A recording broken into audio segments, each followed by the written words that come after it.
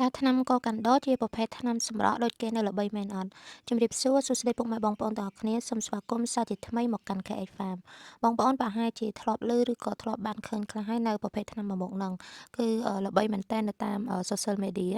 មិនថាជា TikTok ឬក៏ Facebook នោះទេ អញ្ចឹងបងប្អូនមានដឹងអត់ថាតើវាជាប្រភេទថ្នាំអ្វី ហើយគេប្រើប្រាស់បែបណា ហើយនឹង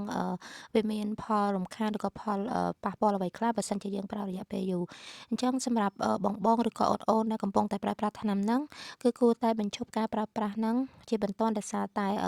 ប្រភេទថ្នាំហ្នឹងគឺជាប្រភេទថ្នាំព្យាបាល គឺមិនមែនជាប្រភេទវីតាមីនសម្រក់ឬក៏ Fiber ដូចគេនៅផ្សព្វផ្សាយហ្នឹងទេបងប្អូន អញ្ចឹងបើយោងទៅតាមwebsite មួយដែលមានឈ្មោះថា OTC Medicine បានបង្ហាញថា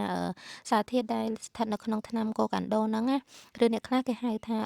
Pink Pill ហ្នឹងណា គឺ Beta-Carotin ដែលប្រភេទ Beta-Carotin ហ្នឹង គឺស្ថិតនៅក្នុងក្រុមថ្នាំបន្ទន់លាមក ដែលវាមានសកម្មភាពពីរសំខាន់នៅក្នុងការបន្ទន់លាមក ទីមួយហ្នឹងគឺវាភ្ញូចសាច់ដុំរលោងរបស់ពោះវៀនរបស់យើងហ្នឹង ដើម្បីឲ្យពោះវៀនហ្នឹងរុញច្រានលាមកហ្នឹងចុះមកក្រោម ហើយចំណុចមួយទៀត គឺវាបង្កើននូវការស្រូបជាតិទឹកដើម្បីឲ្យ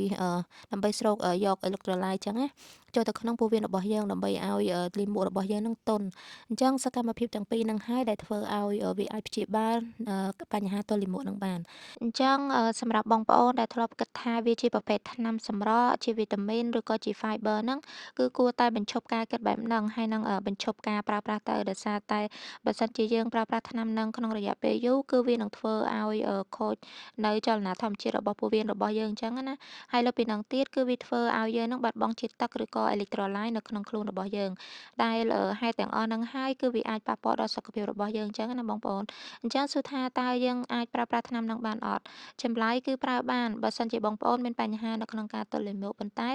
គឺគេប្រើក្នុងរយៈពេលខ្លីប៉ុណ្ណោះ ហើយក៏គួរតែពិភាក្សាជាមួយនឹងគ្រូពេទ្យ ឬក៏សត្វការីផងដែរមុនយកមកប្រើប្រាស់អញ្ចឹងណា ហើយគោលបំណងនៅក្នុងវីដេអូមួយហ្នឹងដែរ គឺគ្រាន់តែជាការផ្ដល់ព័ត៌មាននៅក្នុងការប្រើប្រាស់ឱសថឲ្យបានត្រឹមត្រូវ ហើយនឹងជៀសវាងការប្រើប្រាស់ខុសតែប៉ុណ្ណោះ ដែលវាធ្វើឲ្យប៉ះពាល់ដល់សុខភាពរបស់យើងនៅថ្ងៃក្រោយអញ្ចឹងណា គឺមិនមានគោលបំណងបង្ខូច ឬក៏បង្អាប់ថាថ្នាំហ្នឹងមិនល្អអីនោះទេ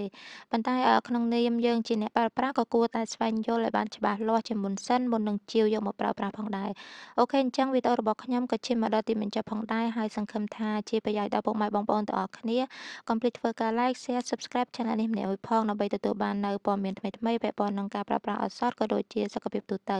ហើយក៏សូមខន្តីអភ័យទោសផងដែរ បើសិនជាមានកំហុសខុសឆ្គងត្រង់ចំណុចណាមួយ អរគុណ ជម្រាបលា ជួបគ្នានៅក្នុងវីដេអូក្រោយទៀត